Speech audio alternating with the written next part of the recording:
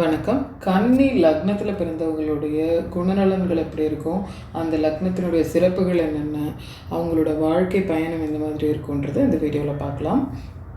இந்த கன்னி உபய வீடாக வருகிறது. நான் என்னோட முந்தைய ராசி லக்னம் வீடியோஸில் சொல்கிற மாதிரி ஒவ்வொரு வீட்டையுமே சரம் சிரம் உபயம்னு பிரிக்க முடியும். அதில் இந்த கன்னி உபய வீடாக வருகிறது. உபயம் அப்படின்னா என்ன அர்த்தம் அப்படின்னா, இடம் பொருள் சூழலுக்கு தகுந்த மாதிரி அதிக இயங்கு சக்தியுடனோ செயல்திறனுடனோ இருப்பாங்க, அல்லது பொறுமையாக நிலைத்து நிதானித்து செயல்படக்கூடியவங்களாக இருப்பாங்க. அது அந்த சிச்சுவேஷனுக்கு தகுந்த மாதிரி இவங்களால ரெண்டு விதமாகவுமே இருக்க முடியும். அடுத்து இந்த கன்னி நில தத்துவத்தின் கீழே வரக்கூடியது. அதாவது ரிஷபம், கன்னி, மகரம் மூன்றுமே நிலத்தத்துவத்தின் கீழே வரக்கூடியது. அப்படின்னாலும் ஸ்பெசிஃபிக்காக இந்த கன்னி நிலம்ன்றது வாழும் இடத்தை குறிக்கக்கூடியது. அடுத்து இது ஒரு பெண் ராசி. அதிலும் ஒரு பெண் விளக்கை ஏந்தி கொண்டு ஓடத்தில் போவது போன்று உருவகப்படுத்தப்படுவது இந்த கன்னி வீடு. அதாவது ஒரு லைட் ஹவுஸ் மாதிரின்னு வச்சுக்கோங்களேன். ஒரு கலங்கரை விளக்கம் எப்படி திக்கு திசை தெரியாமல் பயணிக்கக்கூடிய மனிதர்களுக்கு கரையை காட்டக்கூடிய வெளிச்சமாக இருக்கிறதோ, அதே மாதிரி இந்த கன்னி லக்னத்தில் பிறந்தவங்க என்ன பண்ணுவாங்கன்னா, ரொம்ப கஷ்டப்படுறவங்களுக்கும் உதவி தேவைப்படுறவங்களுக்கும் உதவக்கூடிய ஒரு மனப்பாங்கு உடையவங்களாக இருப்பாங்க. அதாவது இவங்களுக்கு உதவுவாங்க அவங்களுக்கு உதவுவாங்கலாம் சொல்ல வரல. யார் யாரெல்லாம் உண்மையாகவே புவராக நீடியாக ஒரு கலங்கி நிற்கிறாங்களோ அவங்களுக்கெல்லாம் ஒரு வழிகாட்டியாக ஒரு உதவக்கூடிய ஒரு ஆளாக இருந்து காப்பாற்றி கரை சேர்க்கக்கூடியவங்களா இந்த கன்னியில் பிறந்தவங்க இருப்பாங்க. இயல்பாகவே இவங்களுக்கு ஒரு ஹெல்பிங் டெண்டன்சியும் ஒரு சர்வீஸ் மனப்பாங்கும் இருக்கும். முக்கியமாக யாருன்னே தெரியாதவங்களுக்கு இவங்க அதிக அளவுக்கு உதவி செய்வாங்க. அடுத்து இந்த கன்னி காலபுருஷனுக்கு 6ஆம் வீடாக வருகிறது. அதாவது கடன் நோய் எதிரி என்று சொல்லக்கூடிய ருணரோக சத்ருவை குறிக்கக்கூடியது இந்த ஸ்தானம். மேலும் மிக முக்கியமாக உழைப்பு மற்றும் வேலையை குறிக்கக்கூடியது இந்த வீடு தான். அப்போது இந்த கன்னியில் பிறந்தவங்க கடின உழைப்பாளிகளாக இருப்பாங்க. கடின உழைப்பாளிகள்னு சொல்லும் பொழுது அவங்க வியர்வை சிந்தி உடல் உழைப்பை போட்டு வேலை செய்யக்கூடியவங்களாகவும் இருக்கலாம், அல்லது மூளை அதிக அளவு செலவிட்டு அதிலிருந்து சம்பாதிக்கக்கூடியவங்களாகவும் இருக்கலாம். மொத்தத்தில் இவங்க ஹார்ட் ஒர்க்கிங்காகவும் ரொம்ப சின்சியர் ஒர்க்கர்ஸாகவும் இருப்பாங்க. இந்த வேலை தான் எனக்கு இன்னொரு மனைவி அப்படின்லாம் சொல்லுவாங்க இல்லையா, அந்த மாதிரி சொல்லக்கூடியவங்க இந்த கன்னியா லக்னத்தில் பிறந்தவங்களாக தான் இருப்பாங்க. இந்த கடமையே ஒர்க் இஸ் வர்ஷிப் அந்த மாதிரி வேலையே அதிக அளவுக்கு இவங்க கான்சென்ட்ரேட் பண்ணுறதுனால சரியான நேரத்துக்கு சாப்பிடாம சரியான நேரத்துக்கு தூங்காமல் தேவையில்லாத உடல் உபாதைகளை ஹெல்த் இஷ்யூஸை இவங்க இன்வைட் பண்ணிக்குவாங்க. ஸோ அதில் இவங்க கவனமாக இருக்க வேண்டியது ரொம்ப அவசியம். ஏன்னா இவங்க ரொம்ப ரோஷக்காரங்களாகவும் வைராக்கியம் மிக்கவங்களாகவும் கூட இருப்பாங்க. இப்போ நீங்கள் அவங்கக்கிட்ட போயிட்டு இந்த வேலையை நீ இன்னும் செய்யலையா அப்படின்னு கேட்டிங்க அப்படின்னா அதுக்காகவே ரொம்ப வெறித்தனமாக வேலை செஞ்சு அதை சீக்கிரம் முடிச்சு கொடுக்கணும் அப்படின்னு நினைக்கக்கூடியவங்களாக இருப்பாங்க. பட் அந்த மாதிரிலாம் இல்லாமல், ஓகே நம்ம வேலை ஒரு பக்கம் இருக்குது, நம்ம இந்த நேரத்தில் சாப்பிடணும், இந்த நேரத்தில் தூங்கணும், இந்த நேரத்தில் நமக்கு ஏதாவது ஹெல்த்தை கவனிக்க வேண்டியது, இல்லை ஒரு வாக்கிங் போக வேண்டியது, ஒரு எக்ஸசைஸ் பண்ண வேண்டியதுன்னா அதுக்கும் இவங்க டைமை செலவிட வேண்டியது ரொம்ப அவசியம்.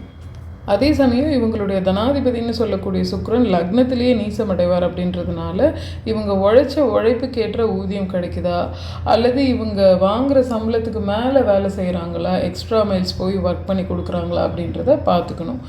ஏன்னா இவங்களுக்கு இந்த குரு தனகாரகன்னு சொல்லக்கூடிய குருவும் இவங்களுக்கு ஒரு சில நிலைகளில் சாதகமற்ற சூழ்நிலையில் இயங்குவார். அப்போது இந்த பணத்தை குறிக்கக்கூடிய பணத்தை கொடுக்க வேண்டிய அதிகாரம் இருக்கக்கூடிய சுக்கிரன் மற்றும் குரு இவங்க ரெண்டு பேருமே சுய ஜாதகத்தில் எப்படி இருக்காங்க அப்படின்றத பொறுத்து இவங்க காசு விஷயத்தில் முக்கியமாக உழைப்புக்கேற்ற வருமானம் வருதா அப்படின்றதுல கவனமாக இருக்கணும். அடுத்து இந்த கன்னியில் பிறந்தவங்க அறிவாளிகளாக இருப்பாங்க. அறிவாளிகள்னு சொல்லும் பொழுது முக்கியமாக கல்வி அறிவு மிக்கவர்களாக இருப்பாங்க. அதுக்காக ஸ்கூல் தான் காலேஜ் தான் போய் படித்து அறிவு வளர்த்துருக்காங்க அப்படின்றதையும் தாண்டி நிறைய இவங்க புத்தகங்கள் படிக்க விரும்பக்கூடியவங்களாக இருப்பாங்க. நிறைய புக்ஸை சேமிச்சுக்கிட்டே இருப்பாங்க. இன்றைக்கி வாங்குகிற புக்கு இன்றைக்கே தான் படிக்கணும்னு இல்லை, நான் டைம் கிடைக்கும்போது படிச்சுக்கிறேன் அப்படின்லாம் புக்கை வாங்கி ஸ்டாக் பண்ணக்கூடியவங்களாக இருப்பாங்க. தனக்கு ஏதாவது ஒரு விஷயம் தெரியணும் அப்படின்னா தேடி தேடி படிப்பாங்க. புக்ஸ் மூலமாகவோ இல்லை இன்றைய சூழ்நிலைக்கு சோஷியல் மீடியா அல்லது ஏதாவது பிளாக்ஸ் இந்த மாதிரி ஆன்லைன்லேயோ ஏதாவது ஒரு மூலமாக தன்னோட அறிவை அப்டேட் பண்ணிக்கிட்டே இருப்பாங்க. தனக்கு தேவையான விஷயங்களில் அறிவை வளர்த்துக்கிட்டே இருப்பாங்க.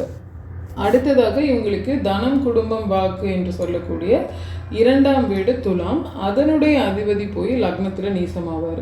ஸோ ஆல்ரெடி சொன்ன மாதிரி இந்த சுக்கிரன் போயிட்டு வாக்காதிபதி சுக்கிரன் லக்னத்திலேயே வலுவிழக்கிறதுனால இவங்க வந்து அதிகம் பேச மாட்டாங்க, ரொம்ப ரிசர்வ்டு டைப்பாக இருப்பாங்க. தேவையான விஷயங்களுக்கு மட்டுமே பேசக்கூடியவங்களாகவும் மற்றபடி வந்து ஈஸியாக ஓப்பன் அப் ஆகாதவங்களாகவும் இருப்பாங்க. பெரும்பாலும் பார்த்திங்கன்னா பேசும் தொழில்களில் இருக்க மாட்டாங்க, அதை விரும்ப மாட்டாங்க. இவங்களோட இந்த தன வரவை குறிக்கக்கூடிய ஸ்தானத்தில் புத்திர ஸ்தானாதிபதி சனி பகவான் வந்து உச்சமடைவார். அப்படின்றதுனால இவங்களுக்கு குழந்தை பிறந்ததுக்கப்புறமா வேலையும் அதிகமாகும், அதே சமயம் தன வரவும் அதிகமாகிக்கிட்டே இருக்கும். அதே போல் தன வரவை குறிக்கக்கூடிய இந்த 2ஆம் வீட்டில் உச்சமடையக்கூடிய சனி பகவான் ஒரு நேர்மையாளர், நீதிமான் அப்படின்றதுனால இவங்க நேர்மையான வழிகளில் சம்பாதிக்கக்கூடிய பணம் மட்டும்தான் இவங்களுக்கு நிலைக்கும். மற்றபடி ஏதாவது குறுக்கு வழிகளில் போய் சம்பாதிக்கலாம் அப்படின்னு ட்ரை பண்ணாங்கன்னா அது வந்து இவங்களுக்கு உதவிகரமாக இருக்காது. அதே போல் இவங்களுடைய தனாதிபதி சுக்கிரன் வந்து கலத்திர ஸ்தானத்தில் போய் உச்சமடைவார். அப்படின்றதுனால இவங்க ஸ்பவுஸ், அதாவது மனைவி அல்லது கணவன் வந்து சம்பாதிக்கக்கூடியவங்களாக இருப்பாங்க, அல்லது ஆல்ரெடி வந்து ஒரு ஃபினான்ஷியல் பேக்கப் இருக்கிறவங்களா இருப்பாங்க, அல்லது குறைஞ்ச அளவுக்கு ஒரு ஃபினான்ஷியல் பேக்ரவுண்டாவது இருக்கக்கூடியவங்களாக தான் அமைவாங்க. அவங்களுடைய காசு பணத்தை வந்து இவங்க அனுபவிக்கிறதுக்கான பிராப்தம் கண்டிப்பாக அமையும். ஏன்னா இந்த 2 கூடிய சுக்கிரன் வந்து இவங்களுக்கு 9 கூடிய, அதாவது தந்தை ஸ்தானத்துக்கும் உரியவராக வர்றதுனால இந்த கன்னி லக்னத்தில் பிறந்தவங்க தங்களுடைய வாழ்க்கை துணையின் பணத்தை வந்து எந்த ஒரு கில்ட்டும் இல்லாமல் தன்னோட அப்பா காசை எடுத்து செலவு பண்ணுற மாதிரி ரொம்ப உரிமையாக அனுபவிக்கக்கூடியவங்களாக இருப்பாங்க. அடுத்ததாக இவங்களுடைய தைரிய, வீரிய, உபஜயஸ்தானம், எழுத்து, இயக்கம், ஆற்றல், சகோதரம், இது எல்லாத்தையும் சொல்லக்கூடிய இந்த 3ஆம் வீட்டை பற்றி பார்த்தோம்னா இது இவங்களுக்கு விருச்சக வீடு.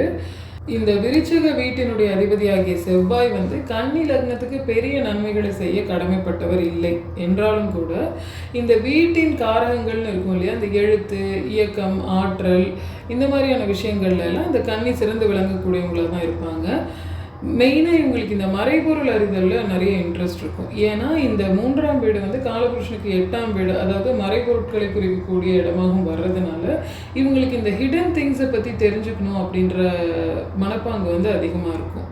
உதாரணமாக இந்த நாசா போன்ற விண்வெளி ஆராய்ச்சி மையங்களில் பணிபுரியக்கூடியவங்க, நிறைய சயின்டிஸ்ட்ஸு, ஐடியிலே எடுத்துக்கிட்டிங்கன்னா இந்த டேட்டா அனலிஸ்ட்டு, டேட்டா சயின்டிஸ்ட்ஸ் எல்லாம் இருப்பாங்க இல்லையா அவங்க, அதே மாதிரி வானவியல் சாஸ்திரம் படிக்கக்கூடியவங்க அல்லது ஜோதிடத்தில் ஆர்வம் இருக்கக்கூடியவங்க, அவங்களுடைய சுய ஜாதகத்தை பொறுத்து இந்த தாந்திரீகம், மாந்திரீகம், ஆன்மீகம், இந்த மாதிரி எல்லாம் விஷயங்கள் மேலே அதிக நாட்டம் செலுத்தி அதுக்குள்ளே என்ன இருக்குது, அதில் என்ன தான் சொல்லியிருக்காங்க அப்படின்னு தேடி தேடி தெரிஞ்சுப்பாங்க, அதில் வல்லுநர்களாகவும் ஆவாங்க. ஸோ இவங்களோட தைரியம் அப்படின்றது வந்து மர்மமான விஷயங்கள் அல்லது உலகத்துக்கு வெளிப்படையாக தெரியாத விஷயங்களை வெளிக்கொணர்றதுல தான் இருக்குமே தவிர இந்த கத்தி கபடெல்லாம் எடுத்துக்கிட்டு போய் சண்டை போடுறது, முக்கியமாக கூட்டமாக வந்தாங்க அப்படின்னா வந்து அதுவும் இவங்களுக்கு அகெயின்ஸ்டாக ஒரு கூட்டமாக வந்தாங்க அப்படின்னா அதுக்கு போய் நான் வீரத்தை காட்டுறேன், என் தைரியத்தை காட்டுறேன் அப்படின்னு சொல்லி வயலன்ஸ் பண்ணுறதுலாம் இவங்களுக்கு சுத்தமாக பிடிக்காது. இவங்க மென்டலி ரொம்ப தைரியசாலிகளாக இருப்பாங்க, பட் ஃபிசிக்கல் சண்டைக்கெல்லாம் போக மாட்டாங்க, அதை விரும்ப மாட்டாங்க. அடுத்ததாக இந்த சகோதரத்தை பற்றியும் இந்த 3ஆம் வீடு பேசும். அப்போது இந்த கன்னியில் பிறந்தவங்களுக்கும் அவங்களோட சகோதர சகோதரிகளுக்கும் பெரிய பாண்டிங் இருக்கும், ஒருத்தர் வந்து பயங்கரமாக சப்போர்ட் பண்ணிப்பாங்க அப்படின்னு சொல்ல முடியாது. பட் இந்த சகோதரர்களுக்கு ஏதாவது ஒரு கஷ்டம் அப்படின்னா இந்த கன்னி லக்னத்துக்காரவங்க ரொம்ப உறுதுணையாகவும் சப்போர்ட்டிவாகவும் இருப்பாங்க. அந்த சமயத்தில் இவங்களோட பாண்டிங் வந்து ரொம்ப அபரிவிதமாக இருக்கும். அடுத்து இவங்களோட நண்பர்கள் அப்படின்னு பார்க்கும்பொழுது இவங்களுக்கு நிறைய நண்பர்கள்லாம் இருக்க மாட்டாங்க, ஹேண்ட்ஃபுல் ஆஃப் பீப்புள் தான் இருப்பாங்க. ஆனால் அந்த கொஞ்சம் பேர் கூட ஃபினான்ஷியலி சவுண்டாக இருப்பாங்க அல்லது அறிவாளிகளாக இருப்பாங்க. இவங்களுக்கு நீண்ட கால நண்பர்கள் அமையிறது வந்து ரொம்ப சிரமமான விஷயம். பட் புது நண்பர்கள் இவங்க சந்திக்கக்கூடிய இடங்கள்லையும் பணிபுரியக்கூடிய இடங்கள்லையும் இவங்களுக்கு புது நண்பர்கள் கிடச்சிக்கிட்டே இருப்பாங்க. இதோட இந்த வீடியோவை நான் நிறைவு செய்கிறேன். பட் இதோட பார்ட் 2 வீடியோ, அதாவது கன்னி லக்னத்தினுடைய மற்ற பாவங்கள் எப்படி இயங்கும், அவங்களுடைய வாழ்க்கை பயணம் எப்படி இருக்கும் அப்படின்றத பார்ட் 2 வீடியோவில் தெரியப்படுத்த இருக்கேன். So please subscribe to my channel astrology the science of light and stay tuned for the next video of Kanni Lagna. And இந்த வீடியோ உங்களுக்கு பிடிச்சிருந்ததுன்னா லைக், ஷேர் அண்ட் கமெண்ட் பண்ணுங்கள். Thank you so much for listening. நன்றி, வணக்கம்.